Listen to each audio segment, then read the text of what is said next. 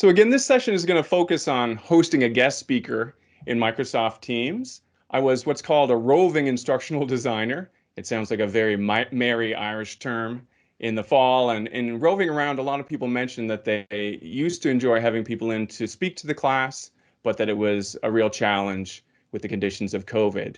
So I thought we'd look at how teams might facilitate that, make it possible, and hopefully make it into a positive experience for both the class and the speaker. So these times that we're in, may you live in interesting times. It was the best of times, and at points, it's yes, it is the worst. It is challenging. I think we need to recognize that. So on the one hand, it is true that no one can come into your classes to speak, even if things are blended. There are so many protocols. But interestingly, there is another story that we see coming around. There's a lot of brilliant people who are stuck at home and they can't travel as they normally do. And they now know how to video conference, whether they wanted to or not. It was a necessity of the times.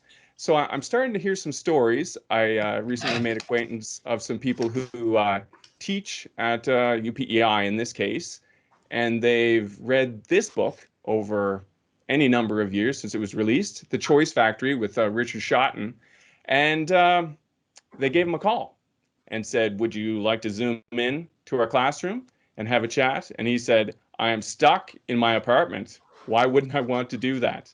So they were able to have that virtual guest speaker this year in a way that may not be possible in some other years, given his demands as a speaker and as a New York Times bestselling author. So my encouragement to you is, give it a shot. If there's someone who you've always dreamed of having come in, maybe they can come in virtually this year in a way that's different from some other years that you've had. So I might look across to that chat window. I have the icon up there in the upper left-hand corner. How many of you have set up and run your own Teams meetings? That would be useful and helpful for me to know at this point. Pretty often, B, have joined them but not set them up, or C, have avoided yet another video conference option. Okay, and some people have set them up with students or done your own class session via Teams. So everything that we're going to say this afternoon isn't strictly for guest speakers. That was just really to put a picture behind what we're talking about. It applies equally to any session, any gathering. This has become such a common sight. It's just something that oftentimes we wake up to, whether it's a family gathering or a department meeting. We're all familiar with that Brady Bunch kind of layout of people speaking in their quadrants. So part of what we're going to discuss this afternoon is that Teams defaults to this kind of a view, to a view where you have the full Brady Bunch of participants, including your prospective guest speaker, as part of this grid. So in a way, when everybody joins the call like that, there'll be points where you want to foreground and give the floor to your guest speaker, other points where you may want learners or staff to be comfortable asking a question. So just getting used to the Teams interface so it can be the most natural presentation possible and not leave your guest speaker up in an upper left-hand corner while everybody drifts and looks at their iPhone on full video in the other quadrangles. So what are some good reasons to use Teams for a guest speaker? I know that some of you might, in the back of your mind, be saying, I'd prefer to use Zoom or Skype or any of that catalog, endless catalog of these things that people have us climb aboard. Does anyone have a chat suggestion about why Teams may have worked for you well in the past? Again, we have the icon in the upper left-hand window, part of the window there. Any reasons why Teams worked for you to pull people together? So if you have a group in your class or a group of staff and you're going to have a guest speaker, Teams is fully integrated into our Microsoft 360. So you're not getting into, hey, do you have a login for that? Did you get the invite? It is, you can start with your calendar in Teams, add people, and they will receive it automatically through that 360 world of Microsoft without having to wonder so much about installs and logins. And that applies to your students too. You may even choose to make that student grouping into a team for the semester and to keep them together so you can easily have a session all together. Another thing is it's available for free on platforms. That's no big surprise for mobile or for laptops. And options for recording and streaming your sessions. So I'm not receiving any kind of residuals from Microsoft, but most of these boxes could be checked by Zoom. That's very true. So where there's comfort for you and ease for your students and for your speaker, there's no wrong answer. One thing about Microsoft, though, there might be some college-supported options from the install of the software through to the integration with email that make it easier to use. When you're setting up Zoom, you're dealing with anything from the Hotmails to the Yahoos of the world, and just trying to make sure that that invite doesn't end up somewhere in spam, or that they didn't get it or forgot their login. Zoom, equally. You know, we substitute Zoom for Teams in many of these respects outside of the individual icons, and the same applies. So the good news is anything that we're going to discuss this afternoon and about the next half hour applies just as well to holding your own class sessions, student class presentations, or student group meetings. So if you get some facility with using and setting up Teams, it may be an option for you to have a student present to a class grouping or to the class as a whole. It definitely is a fully featured and a robust piece of software. So first question, how do I set up my guest speaker session? It seems that many of you have done this before, and there are more than just one way to do this. Perhaps the easiest way, and because we're both in Teams and talking about Teams, it's a little bit like an infinite loop. I've captured some things to a slideshow here, and I'll just highlight, just in case my view as the host is a little bit different from you as an attendee. I've circled the calendar over on the left-hand side, and if you want to create a meeting, it's really the same as scheduling any call. You choose your time. What I do want to highlight here is that I invited myself. I had many Teams calls to myself on different accounts this week, working alone at home with only a small dog. It's been a week. But I do want to show you that you can invite external participants by their email of choice. There's a few additional caveats we want to mention in the next steps, but there's no reason to just stick within the college universe or to Microsoft.com addresses of any kind. If anyone is within the world of the college, the great thing is that they do show up automatically. You don't have to sort out and find all their email addresses. It's in that Microsoft 360 world, and you can even set up that grouping and use it for your semester. So type away, get the first few letters right, and S-U-Z. Oh, I thought it was S. No, it's Z. There. Good. In the meeting. I think that we want to spend a little bit of time on this, and I've tried to create some support materials. Again, my thought was if you're inviting a guest speaker, similar to the traditional way in which you'd say, here's the room number and here's where to park, you don't want your guest speaker feeling like they're fumbling with the technology or trying to get a login while they're in the class session on video, looking down in the corner, frantically trying to get aboard with the beginning of their presentation. So what if my guest speaker hasn't used Teams before or doesn't use it regularly? I guess part of the good news is that they can download it for free to their mobile device or their tablet or their laptop of choice, and platform independent Mac and PC. The one thing is that they do need what I guess I've chosen to call a Microsoft enabled account. They don't have to get a new email.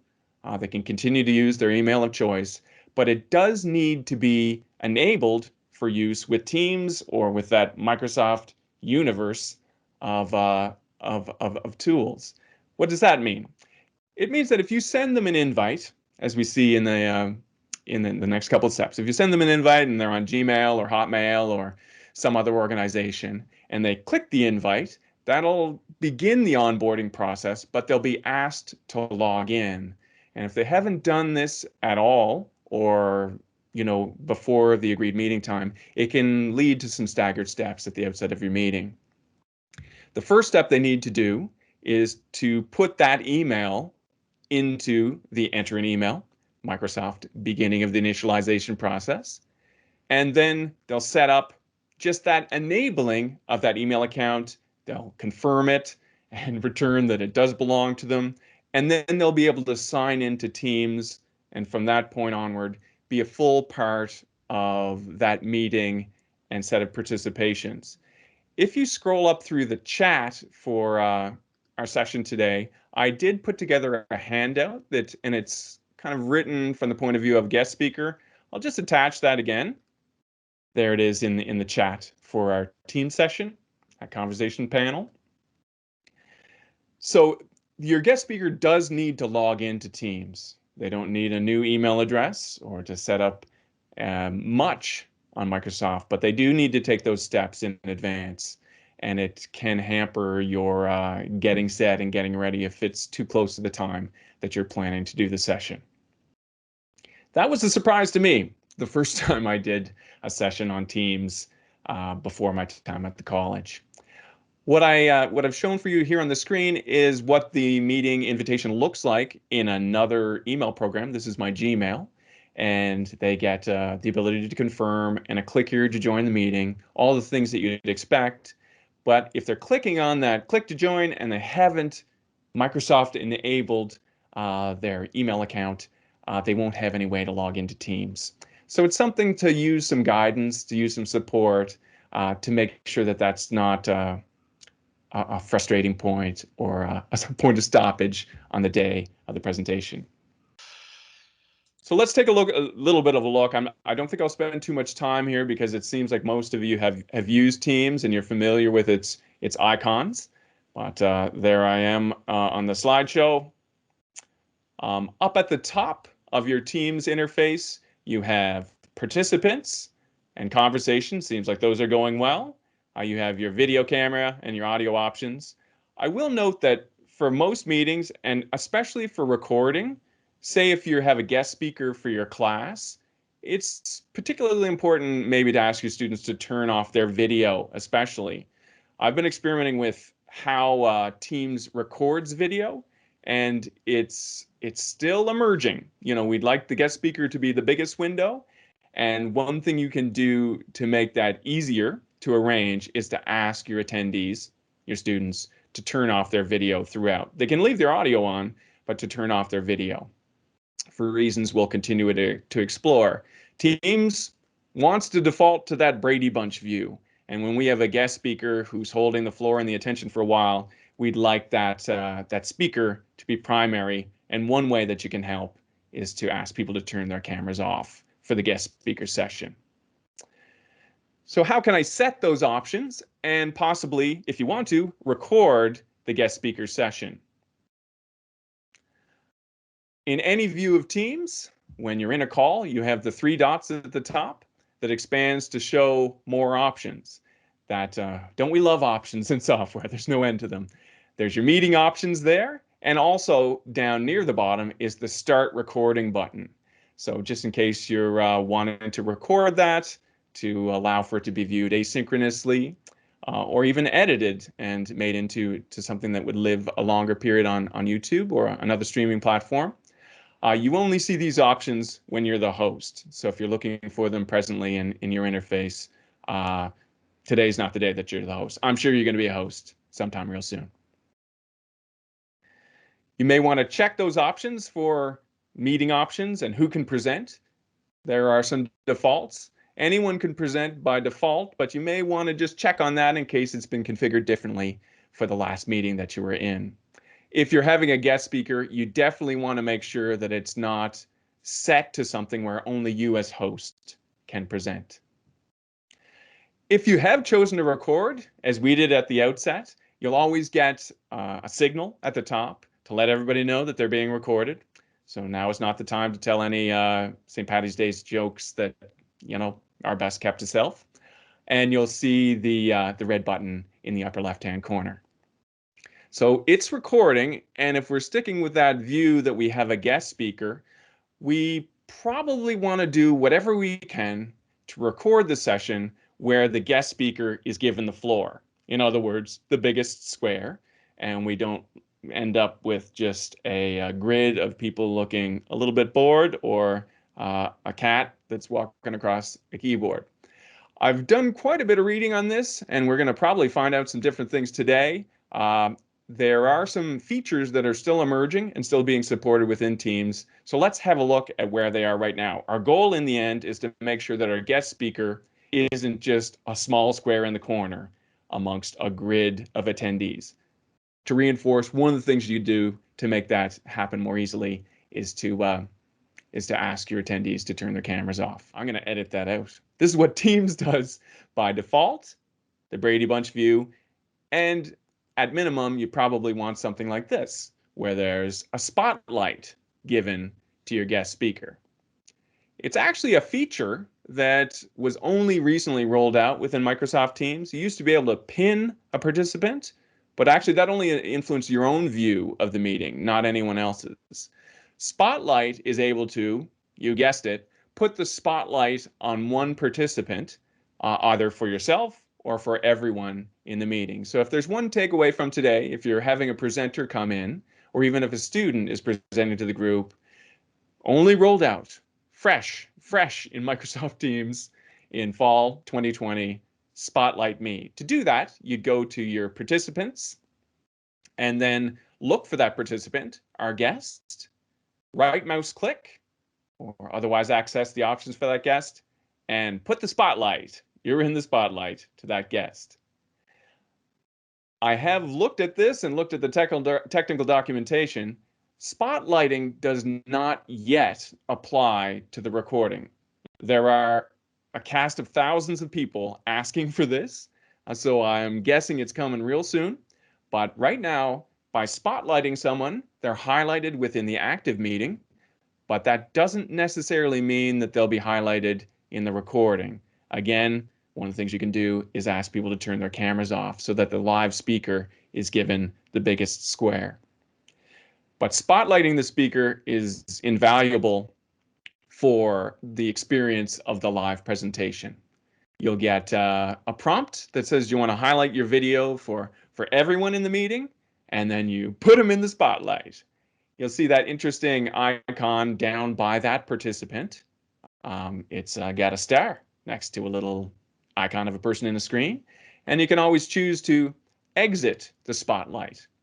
So, that's been enough time in the spotlight. I need some time to collect my thoughts and be alone for a moment after the blinding lights of Microsoft Teams.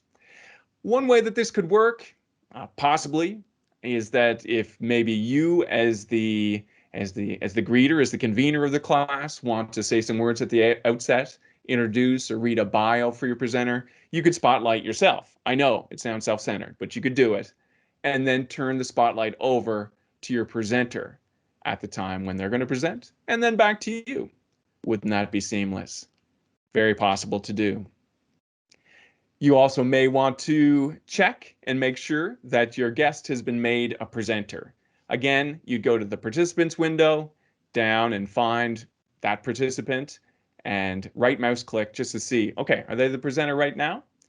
We have the share content icon in the upper right, which would allow them to share a video, share a PowerPoint, as I'm doing with you right now.